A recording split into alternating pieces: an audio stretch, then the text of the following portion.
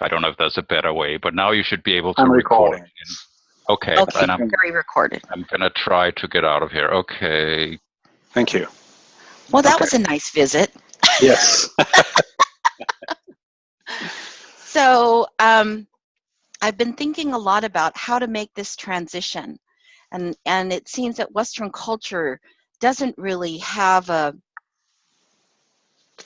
graceful way of allowing people to move into a place of wisdom or a place of activity that shifts tasks. That, as an example, in the youth, or I would say young adults, there's a lot of energy and activity and a lot of learning. And then in midlife, there's a lot of sort of this transitional, both participating on both sides and then preparing to make an exit out of the body. Mm-hmm. And then the last third of the life is actually presented with how to impart the wisdom that you've gained over the years, and how one creates either a legacy or a lineage, or somehow, if one is participating or sees oneself as part of a global environment, how one can contribute whatever one has gained in a lifetime, where one would create a repository, or does that even matter? So that people who are coming from along behind you don't have to repeat the same tasks. You know, can use that information, wisdom, skill set to be able to build on the shoulders of those who came before. Mm-hmm. And it's really a conundrum, because what I recognize is that in the Western culture, elders are still struggling for survival. You know, making sure that you have a roof over your head, the basic elements of what it means to be able to live in an urban environment. There isn't a way that there is a support for the time when one needs to really go inward, to be able to, as an example, tie together threads that would span 30 years and get the meta themes to pull out of that. And not necessarily write, but to be able to create a cohesive story. And I don't mean make it up, but to create a cohesive, coherent, and succinct expression of what might have just happened. So let me give you an example. I just attended a retreat that was based in the Eleusinian Mysteries. Are you familiar with the Eleusinian Mysteries? Those are the Greek mysteries that are the primary calendar story for the Greeks, which is Demeter and Persephone. And Demeter is the earth goddess, Persephone is her daughter. And when her daughter comes of age, she goes into the underworld, and there are controversial stories. The patriarchal story is that she was stolen and raped by the underworld god. And the pre-patriarchal story says, like all women, there's an expression that happens where a young girl goes into her womanhood and she begins to feel a pulling of her own purpose. And then she starts to bleed. And then she becomes the potential of creating life. But she has many years before she really should, you know. But that mystery had been going on for 1,000 years, and no one would write about it. So you can read about it in a book called The Golden Ass, and that is an event that happened every year where one could go to and actually do a personal review. But more than that, it was really about some kind of transformational process that helped you turn into the dark time to be able to work internally and prepare yourself and the land for winter. And that meant both in a physical sense in the world, but also in the wintering of your own life. What does that really mean? And so for me, there were lots of themes that sort of came together. One is that it happened to be the very first public ritual I went to in 1990 or 91, so it's almost 25 years. And I actually, in the springtime, embodied the goddess Persephone. So there are many themes about this process of me sort of growing through this place in myself, this particular 25 years, a quarter of my life. And now what do I do with all of it? And not meaning that I'm done, but in a way, where do I need to be? So during this time, I was able to hone my purpose. And there is a title of a book that seems to be writing me, which is the way that I describe it. It's called Priestessing on the Edge of Chaos. And the subtext there is science, systems, and the new economy, with the new economy being love. And with love as the primary acknowledged force of creation in the universe, that everything emerges out of love, even if it's a twisted love. And then the body of that work, well, let me just step back. I was ordained as a priestess of morphogenesis. Are you familiar with the term morphogenesis? Okay. So at the time, I was a project manager at a computer service bureau, and I was working, and I work with futurists and scientists, and I was also being trained in these spiritual traditions, these women's traditions, and I did a lot of interfaith work. And in my tradition, I was required to actually identify a phrase, a word that would describe my contribution to the world, who I'm being in the world, and how I present myself and what my gift is. And as a priestess of morphogenesis, everywhere that I looked, I could see that my contribution was to assist forms coming into being. So they could be either projects, or they could be art forms, or they could be relationships, or they could be whatever a person was wanting to bring into their life. So that was the choice of my word, morphogenesis. So I'm a priestess of morphogenesis. And in doing that, I began to see that there is a curriculum, if you would, that a lens in which I see the world as a living system. And because I identify as a priestess of the goddess, I identify this curriculum as in the body of the goddess, where the goddess is all things that create form and not form. So she could be the earth, or she could be the universes of universes, cosmos itself. She's both matter and dark matter. And once I defined that, or articulated that for myself, there was a series of embodied work that I did called Exploring the Primal Matrix, where the definition of matrix is, the root of that is mother or matter, and matter meaning physical matter, but also the translation to mother. And so the emergence of all of life comes through the mother, which always comes from a place in my experience of loving. And in that journey of exploring the primal matrix for myself was developing a rooted connection to my ethnic heritage. And right before this summer, we had my brother do his DNA, and we found that I had done the DNA, but I can only do the mother line.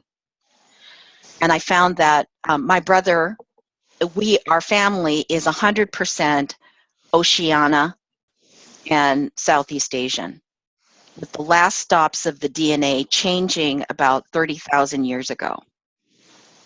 So that's about it. So I'm going to stop now because I've gone a little over, but that's sort of where my journey is. So let's just take a breath. Yes, please. Let's just. Thank you. Let's just.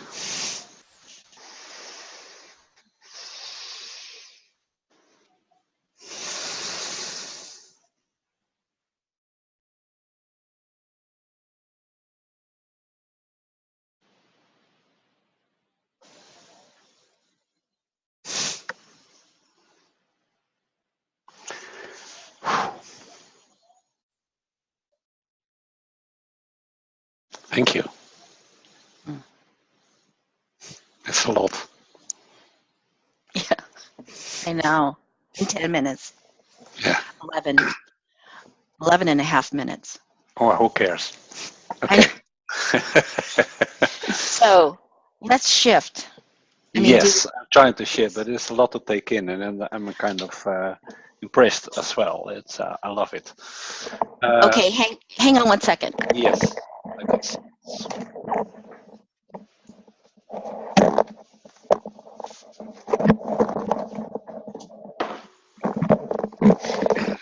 I find this very useful. So let's just do this and clear the air.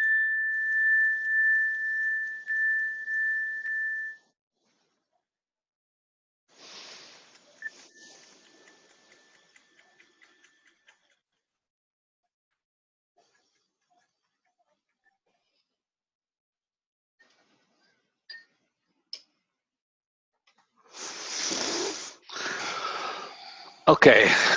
Let me try and concentrate on myself and my own story. In like the time that you became a priestess, I made a promise to myself to develop myself to my fullest potential, and not knowing whatever that could be.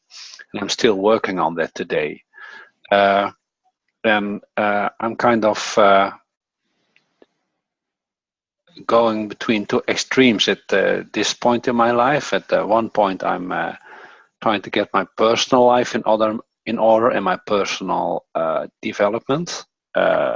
Just kind of trying to heal the things that were still underdeveloped in my past and still blocking me today to really develop myself. That's one side of me. I could go into that, and then the other side is that I very much feel compelled to make a contribution to this chaos, as you mentioned it. The world, yeah, feels like it urgently needs change, and I'm not. My vocabulary in English is not as good as yours. I'm kind of jealous the way you worded it. But I could continue in Dutch, but that would be a problem on your side. So what I'm currently attracts a lot of my attention is comes from my recent experience. I've always been using visuals. First, I'm a visual thinker to understand myself. I developed from an illustrator to a graphic facilitator, just facilitating meetings. First decades, it was like I started this around 1995, really as my core business, graphic facilitation. And I worked for a lot of governments first, explaining to what the bureaucracy was all about. And then later I got into the for-profit organizations, multinationals and business schools. And I facilitated a lot of innovation and design thinking things. And but I developed quite well in that. I came very good at it. But I found out that the better I got, the more I helped the managers and CEOs to become more efficient, and that just only led to the owners of the company wanting more profit next year, because they were kind of growing so fast, the profit was coming in faster, and it only meant that the owners wanted more. So I finally was what I I was thinking I was kind of helping the world forward, but all I was doing is making the extractive economy more efficient and the rich even richer than they already were. So I said, okay, now I more feel like I'm part of the problem than I'm part of the solution. So the last 2 years, I'm trying to find ways out of that, or to help innovate the economy so that we could use other systems to live by. And at this moment, I'm very much focused on how do we really measure real quality in a way that we can kind of compare our contributions to the world. And that's what draws my attention. So you think about money, or better versions of money, or better versions of having explorative communication in the way that, okay, what are you doing, what am I doing, and how can we bring this together? And that's kind of exactly what we are trying to do today in a way, because there are a lot of people, and especially I'm 63 now, because I'm kind of in the third part of my life as well. I feel I want to contribute. I think I learned a lot, but I want to have given it away, of put it in the world somewhere in a way that it kind of helps the world to thrive. And I'm still not knowing how to do that. And in doing that, I'm encountering a lot of my personal blockages as fear that I'm not good enough and stuff like that. Just the usual fear of being, the fear of doing, to put it simply, and all kind of varieties of that. So that's in short my story. I don't know how many minutes I took, half of it. Well, you didn't take, you took about half of your time, but Yes. Are you finished? Would you like to just now have a discussion? Yeah, if you want to have more details about my story, I would, but I don't know. I kind of sketched it, and for me that's enough for the moment, if that's good for you. I think I'm curious about, can you say more about how are you living now? So do you actually have a regular job where you're still supported? No, I've been an independent. I started when I came from, I did art college, and that was kind of the post-hippie era. And then I didn't want to be commercial, so I started for myself as an illustrator and that, and trying to do comics and stuff like that. And finally I became earned my living as a graphic designer. With the computer age, I was doing the early digital stuff, so that earned me a living. I worked in advertising until I had a burnout, but now I am an independent. Because the last years I didn't work too much, because I kind of keep a distance from the easy money from the big companies, so I don't kind of chase those connections too much anymore. So I do a little kind of little stuff the last years. So I'm not. And how are you facilitating your own transformation? What do you do for yourself on your personal blockages? I'm doing now a kind of inner child therapy, and I did a core last 3 years. I followed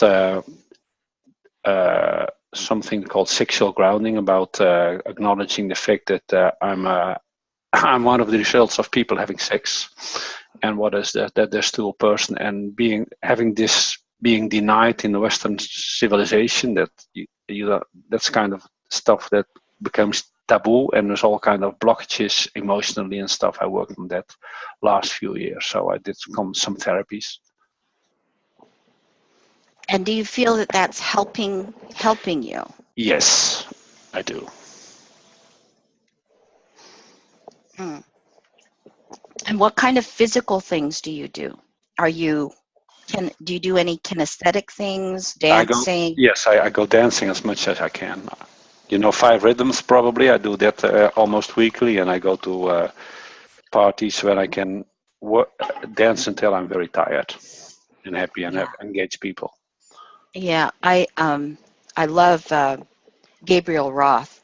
Yes. She was one of the, her music was one of the primary, like one of the foundational music that was used by a community in the shamanic dance community. Aha, yes, yes. So I do not know much about your practices, but I know a lot of people who are engaged in related stuff. Yeah. So if you had your wish, what would you wish that your life would look like in the last third of your life? You have an idea? And it's okay if you don't, because it's okay, and I'll share more about why it's okay. Well, at this part of my life, my marriage is crumbling at this moment, and I had nourished the image of us together for the last decades, and that's kind of crumbling. So, on that aspect, I don't have any. I don't. It's hard to see a future, and on a personal level, and I would love to feel free to just bring my gifts into the world without worrying that there should be money in return. Mm-hmm. That's about it.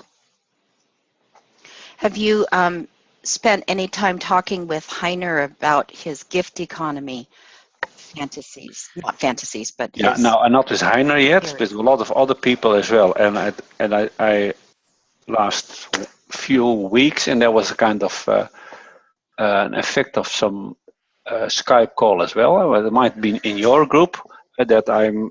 It's another group that I chose to speak out a little more. So I share a lot of more my thoughts and my feelings on Facebook, and they have a lot of resonance and people reacting. I find a lot of people similar to Heiner, but it's kind of too much to absorb all at once.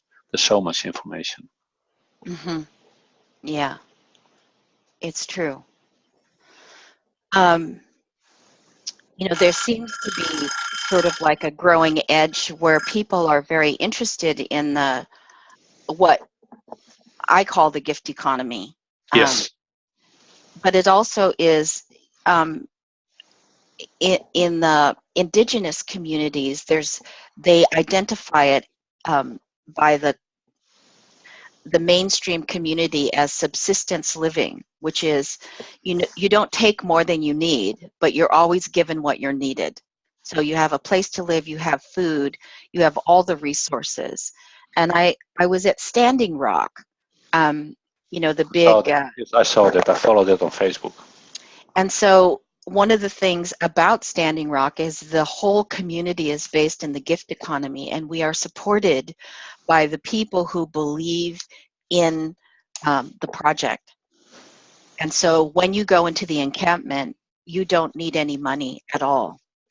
The only money that you need is for gas and maybe some extra things that you want to bring into the camp. But the subsistence of education, there's a school, there's a medical tent, a wellness tent, everything that you need, solar, so that you can charge your technology.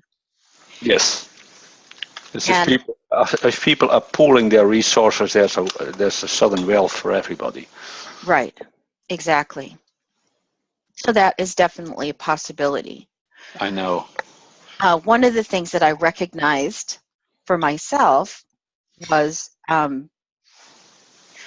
part of the reason that people can't foresee the future or a future for themselves these days is that we are actually living at a time where the future is not foreseeable because there are so many factors. There are so many people awake. There are so many changes that are happening. There's turmoil and complexity. It's yes, I agree. But even the more so for the personal development, because when all the bullshit has been released, then what you're attracted to the most, like in chaos theory, as a strange attractor, you will be gravitating in that direction in a much more natural way. And I think it's, again, there's a deficit of elders who are not available to us to just say, you need to trust that you're in the right place at the right time. they can't tell you what's going to happen either. I mean, some people can actually foresee the future, and some can see bits of it. But the futurists that I worked with pretty much said, almost gave permission, took off the governor and said, if you are living the life you want to live, Letecia, there isn't a job that is made for you, because the future you're stepping into doesn't have that job. You have to create. That means you have to know yourself well. Yes, you're the main tool.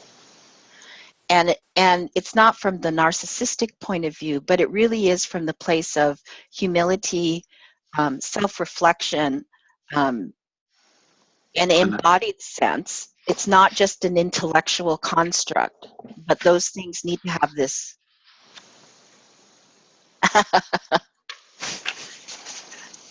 Yes, one needs to. Not everyone does. No, but we need to. I think I need to. Yes, and I'm talking we because I need to. I'm yeah. with that. Yes. Oh no! Now we're. Oh no! Not so fast. We're going to be going back. So it's going to be closing, and it's counting down to 18 seconds. Yes. But Harry, thank you so much. It was so wonderful to get to know you a little better. Yes, and let me say, it was in the 9 seconds we have 8. I am so happy that that women take their position. Now the rooms are closed. I'm back. Everybody's back here. It's good to see you all back. It looks like you all survived. At least we still have 8 people. That was fun. Yeah.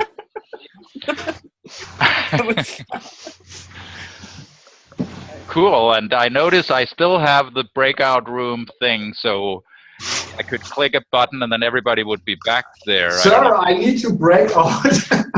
I'll be back in a second. Yes, so you broke off. Okay. I notice I still have the room, so I could like get everybody back there. I'm not saying I'm going to do that, but there could be a reason for that. One could come back for a moment, everybody, and then you could leave. Everybody goes back to their rooms. Anyway. Oh, yes, you could give someone a timeout. Yeah, I could do that. I could put you in the think carefully about what you just said room. Exactly. Let's have a break and a Kit Kat. Yeah.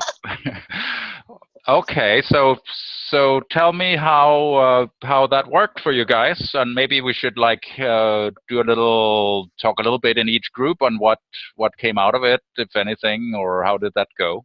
Who wants to start?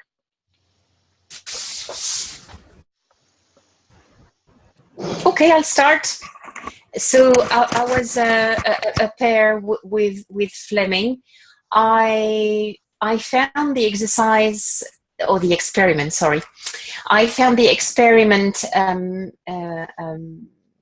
pleasant, easy, flowing, arriving at the good moment, at the good time in all the series and the book of all the various experiments we've been going through.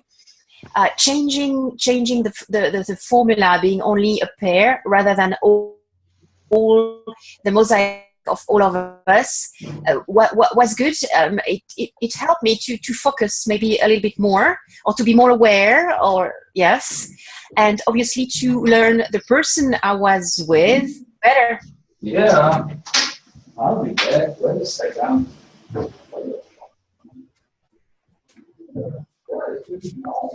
Okay, cool.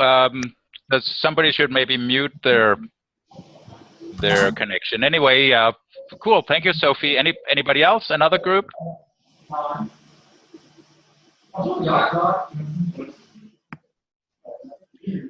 So that was fun. Heiner's amazing, and I think that we both learned something from that, and learned something more about each other. And I really felt that connection. And there's a special space I feel that is between two people, because you're really just reflecting each other. And it felt like there was a bit more space to really feel into and and get on a track, link up energetically. So yeah, I found it useful and helpful. And thank you, Heiner. You're most welcome. You see, I'm this guy who is trying to develop a common map and then maybe to analyze and synthesize. So I developed something like a floor plan to basic needs and greeds, and then coming on the higher aesthetical and whatever games. I only want to lastly say, Tammy was able to keep me awake. I'm dead tired. No, I really enjoyed it, and over. Thank you. Anybody else? Jean and Heiko, how did it go? Can you speak, Jean? Sure. It was Yes. It was good. It was interesting. Heiko, you want to do it? What? You want to do it? Yes. Okay, go ahead. Okay.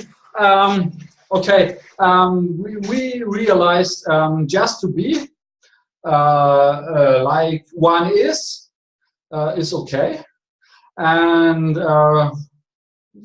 no matter what's going on, to test yourself, to ask yourself maybe one time a day or so, do I keep it real?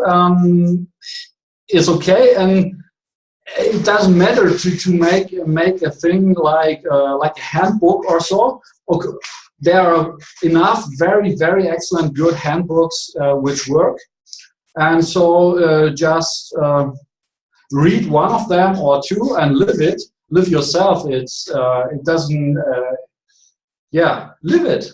If I have the idea to go out in my hometown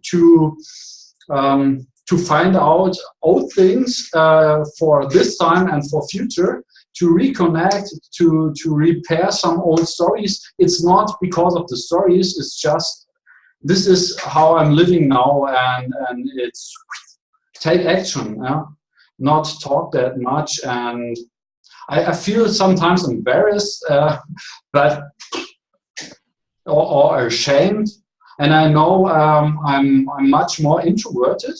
I can talk in front of a camera. I can play at a theater. So I make videos and I infuse them with Kabbalistic formulas until hypersphere or hyperspace. I'm not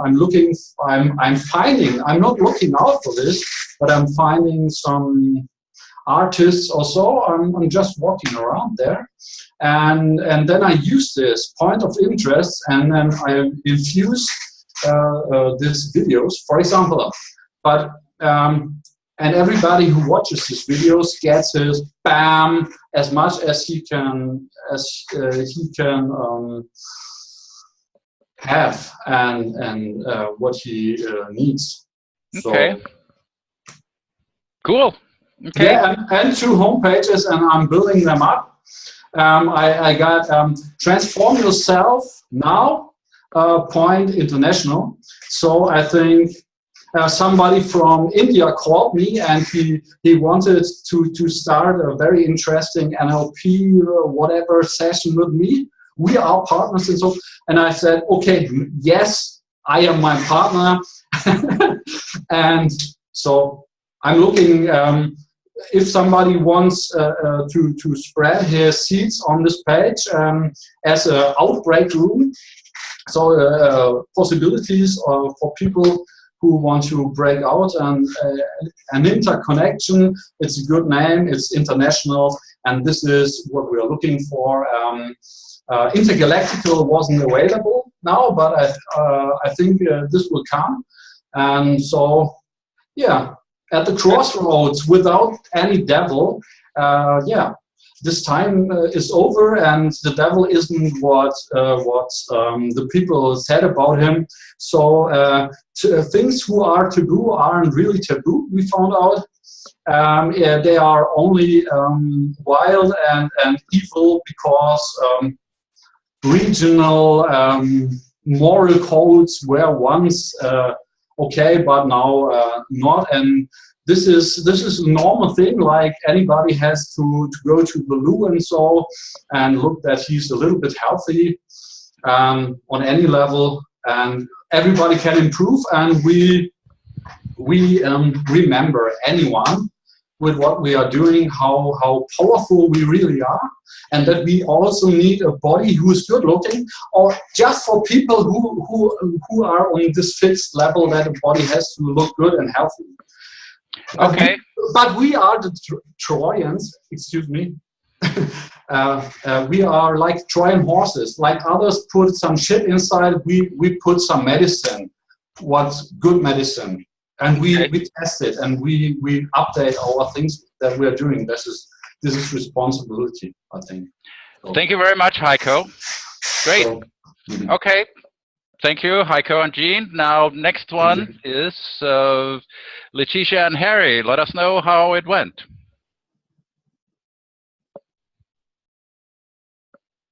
Okay. Well, I think I had a need to speak, so it was perfect and very synchronistic.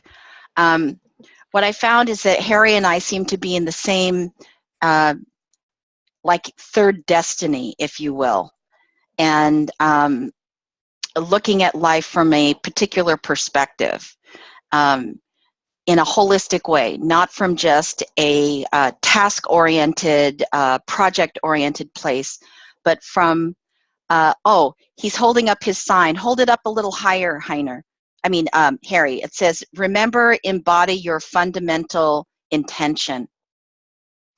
So I think that pretty much sums it up. It really does. And I thought that the exercise was great, to be able to get to know another person on this call a little deeper. And yeah. It reminded me, though, I really do need to find someone to talk to because I spend way too much time alone.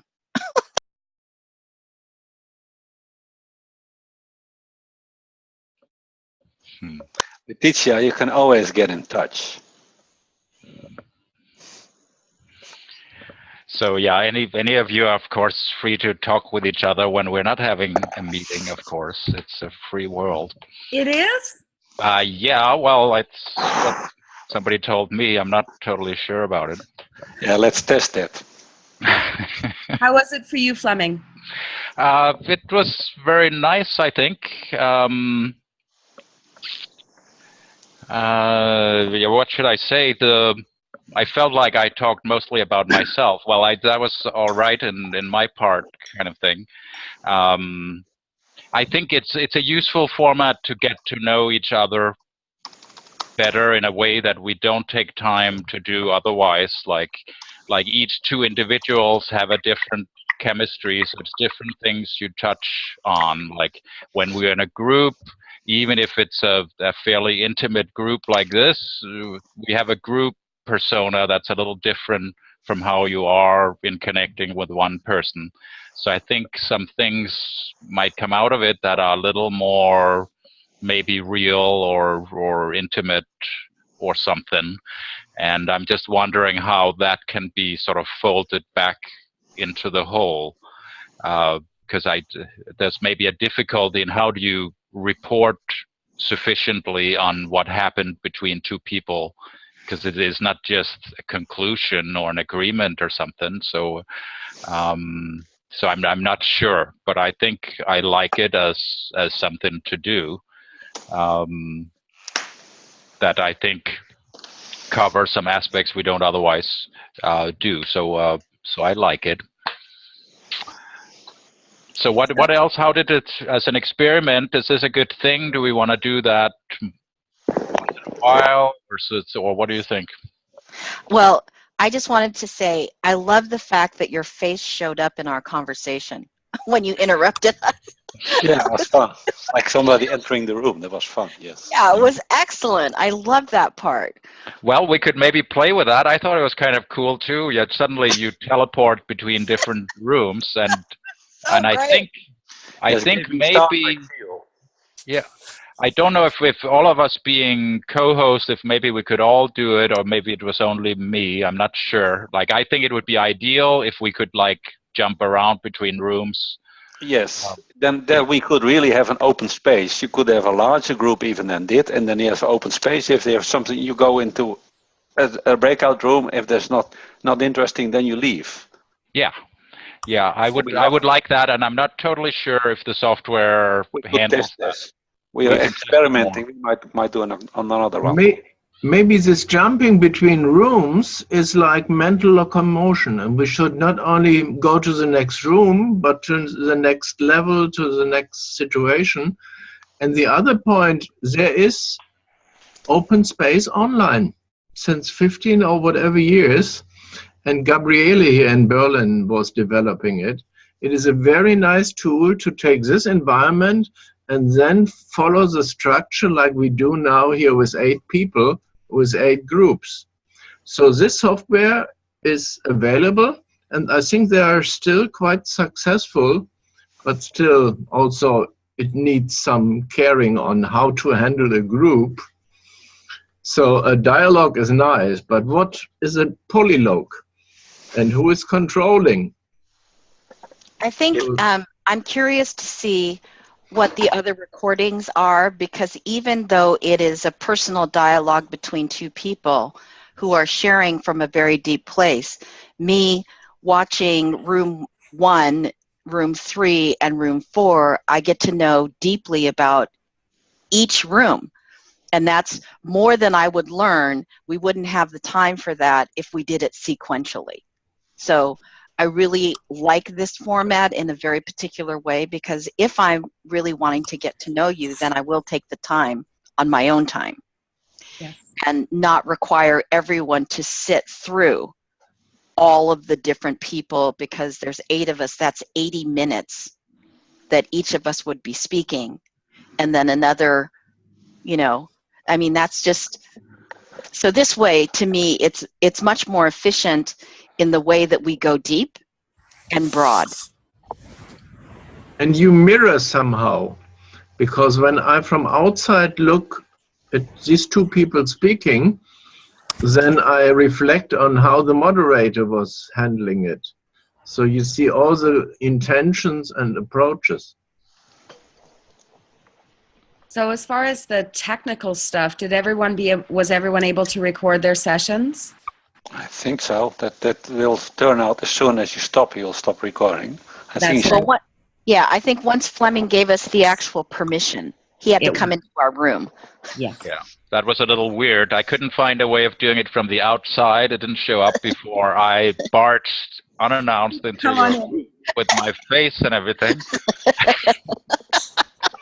But yeah, so once we end the meeting, it will probably create a folder in your documents folder, whatever system you're on. It goes into documents, it has a Zoom, and there'll be the name of the meeting. We'll say conversational experiments or something, and there'll be a file in there. And once you double click on that file, it will convert it into a useful format.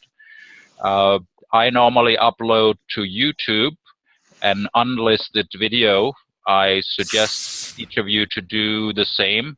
If you don't already have a YouTube account, it would be your Google account, which most of you probably have already, and you just upload notice first if you can watch it on your computer, and once you're sure you have the right file, an MP4 file most likely, you can upload it to YouTube, unlisted video, and then you can post it in our event, I suggest. So hopefully that works. If you post the main video, Fleming, we can add the other videos as comments, and they're all in the same thread. If that works. Yeah. So. The shit needs to what? This shit needs to come out too. Yeah, that's something Letecia said. Oh, okay. But I fully agree. That needs to happen. Well, that's funny. That's awesome. Okay, well, thank you for that. So I'm going to post the video as soon as it's uploaded, which takes a little while. It's a big file. I will post it in the group, and you can post yours under if you want, or if you get there first, then you just post yours. So, okay, and then awesome. So the experiment, in a sense, continues in that we might still watch each other's videos, and there might be some experience with that, which is interesting. Yes, Yes. I like that too. Yeah. Great. But Wonderful. otherwise, we're actually done. It's our hour's up, and we accomplished what we set out to do. Yes, Thank I'm you, very happy everyone. with it. Thank you. I'm so impressed. Thank you. Thank you, Fleming. Thank Yep. you. Pretty A cool. bientôt. Thank Pretty you all for cool. coming. See you At later. bientôt. À bientôt. Take care. I'm gonna hit stop the record button, and we'll see each other next time. Okay, bye for now. Bye-bye. See you next Bye. time.